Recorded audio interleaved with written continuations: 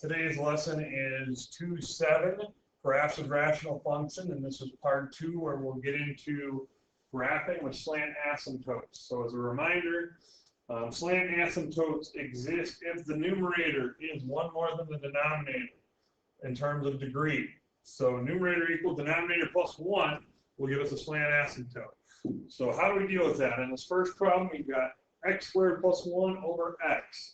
So we're still doing the 7 steps from earlier as they apply. So again, for example, first step is simplifying. We can't simplify. Nothing's going to cancel, so we do skip a couple steps like that. But now we're plugging in 0 for x. So we get 0 squared plus 1 over 0. Anything over 0 is going to generally be where an asymptote is going to happen, doesn't matter. So does not exist, right? So we get an asymptote there in a second. Next, we're making numerator equal to 0. So x squared plus 1 is 0. X squared is negative 1, and that's imaginary, right? So we're not going to have any x-intercepts either. 0 for 2 so far. Next, denominator equals 0. This will explain one of those. Well, x cannot equal 0. So x equals 0 is a vertical asymptote. So that is why we don't have a y-intercept. That was that first step.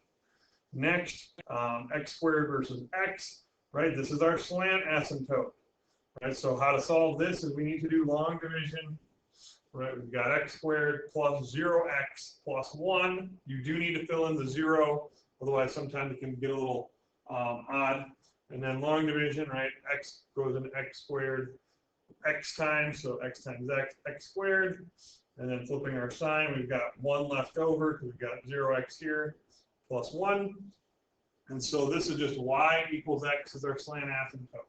So as a reminder, y equals x means we've got a b value of 0. So 0, 0 is a point on this slant asymptote, and our slope is 1. So we're going up 1 over 1, up 1 over 1, and we're continuing in both directions.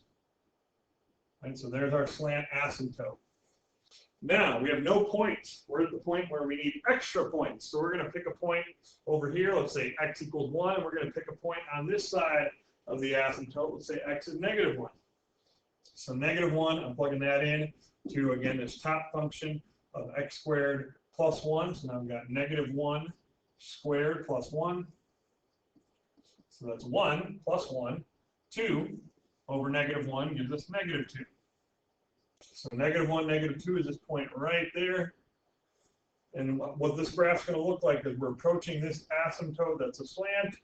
We're going to go through and then kind of almost like a slanted parabola a little bit there. And now on the other side, we're doing the same thing. So there's one of our extra points. Next point, now I need positive 1. So 1 squared plus 1 over 1.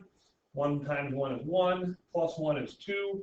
So 2 over 1 is 2. So my key point is 1, 2. And then this graph's going to look like going to dip down, and then go through and approach the asymptotes. And that's kind of what our graph looks like. Okay, so a little goofy, but yeah, same general steps we did before. One last one, we've got x cubed over 2x squared minus 8. And we've got, again, same idea, not going to simplify, so I'm plugging in 0. 0 cubed over 2 times 0 minus 8. 0 over a number is 0. So 0, 0 is our x-intercept, and it's going to be our y-intercept, right? Numerator equal to 0. We're going to get x cubed is going to be 0 cubed is 0. So 0, 0, we already found that point. Plugging it in. Now, we're doing the vertical asymptote where we set 2x squared minus 8 equal to 0. We're going to have 2x squared equals 8. X squared is 4 divided by 2. X is going to get to be square root both sides, plus or minus 2. So I've got 2 asymptotes, plus and minus 2 for x. Normally we say plus or minus, but here's what it's going to look like. Similar to a graph we did in part 1. But we got to deal with the slant asymptote next. So now, slant asymptote or horizontal, the numerator is 1 power greater than our denominator, so long division, x cubed divided by x squared, 2x squared minus 8. Seems a little weird, but right, if we plug in our zeros over here, 2x squared goes into x cubed. Okay, right, looking at that's generally how I do my long division, is to figure out what multiplies, right? And so the x squared gets canceled by 2 of those x's, and so this is literally half x. Okay, y equals half x. Seems a little silly, but when we multiply half x times this, we get half of 2 is 1, multiplied by x cubed. Half of 8 is minus 4. And then we get 1x. And then we flip the sign, minus plus. So we got 0 plus 4x. Now x squared is not going to go into x, so this is what we have, y equals half x. Now remember your slope, rise over run, so we're going up 1 over 2. So again here in my up 1 over 2, I'm just doing the points. And now I'm going to connect with a dotted line. You can stay the same color, just switch during the long division.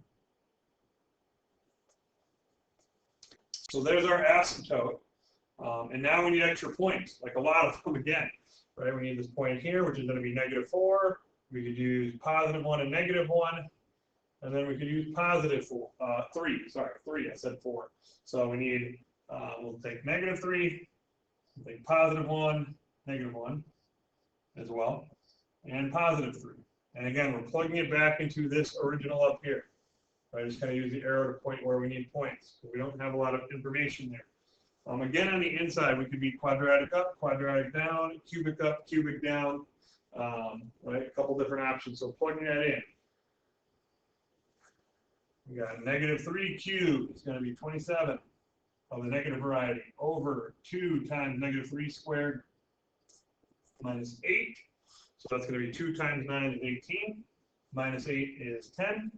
So -27/10 is about -2.7.